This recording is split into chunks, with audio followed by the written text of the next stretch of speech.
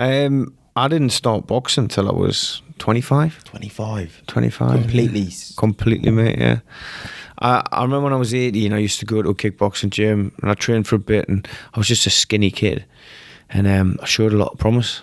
But then I just, I packed it in after a year. Women, partying, that, all that crap, all that shit gets in the way, going out on the session with my mates.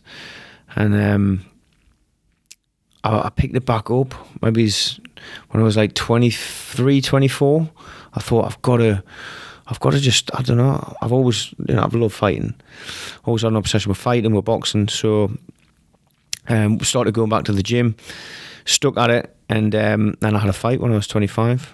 That was on the unlicensed scene. Yeah. Had 14 unlicensed fights, won them all, 12 stoppages. And the last kid I was boxing, he's meant to be the best kid in the Northeast. He was going to turn pro after he smashed me, and I knocked him out in the second round. Yeah. Honestly, it was brilliant. Out cold, and I thought, well, if he was going to turn pro, I'm going to give it a go. And went to MTK at Felling there at Gateshead with the top coach Gary Barr, and just stuck with it. Turned pro. It took me a while to get my license, and then I had my debut February 2020, and then a week after we went into lockdown. Yeah. So I had 18 months of doing nothing, and then last year I had 6 fights. Had to make up for it. Won the non-era title, and then sort of we're here. That's what now. So, like, the unlicensed scene for you was basically the amateurs. Yeah, it was pretty much your amateur. So you didn't have a big amateur background at all. No, never had any amateur fights. And you look good in there. Yeah, like, you wouldn't be able to tell. Yeah, like I thought. No, he's been boxing for. I remember you said to me you hadn't, but I was thinking at least 20s, or maybe you had big amateurs, then stopped, then went pro. I wasn't sure. Yeah, no, nothing like that. Like I say, 14 unlicensed fights. But I remember like my first ever fight, like my fight camp. I think I had 6 or 7 weeks like without drinking. Yeah, and like that to me at that time was massive, because pretty much every weekend since I started drinking as a kid, I'd been out partying like every weekend. So to have 6-7 weeks off, I thought, Jesus, I've actually committed to something. I've done really well. Won the fight, stopped the kid in the second round, and I thought, right, I'm gonna take this deadly serious. One fight at a time. But I feel like I've always trained as a professional. Yeah, I've took it deadly serious. Obviously, it's been refined, and I've got better and better, and better at making the weight, better at being a boxer, better at my boxing skills.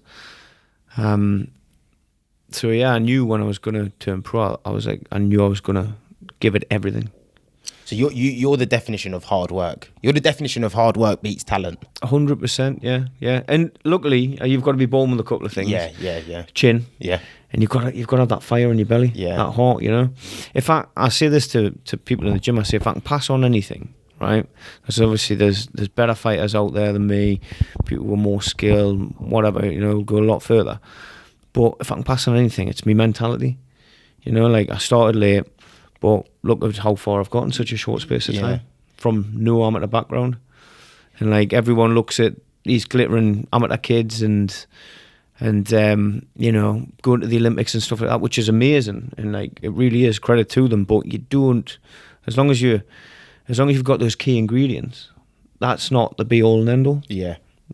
Yeah, more. But I feel like you're seeing it with a lot more people. Yeah. That come out, like for instance, Linus. He didn't go Team GB. He did have quite a lot of amateur fights, but he never really done as good as an amateur. But he's a brilliant. He's a 19-1 pro. Yeah. So yeah, he's top kid, isn't he? Yeah, and that's why people shouldn't probably, like a lot of people, like you said, they probably wouldn't get to Team GB and then maybe just go, well, I might not get here and I might not get there, sort of thing.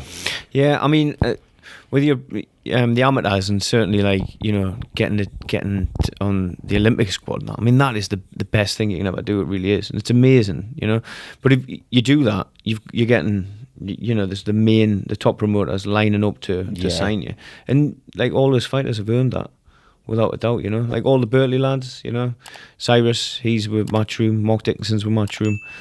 They've had glittering amateur careers, Yeah. and they 100% they deserve that. I knew that was never going to come for me. I would have to come up a different way, you know. And I feel like I'm starting to make enough noise now where, you know, people are taking a bit notice, you know. So gonna have, you know, a good crack at it.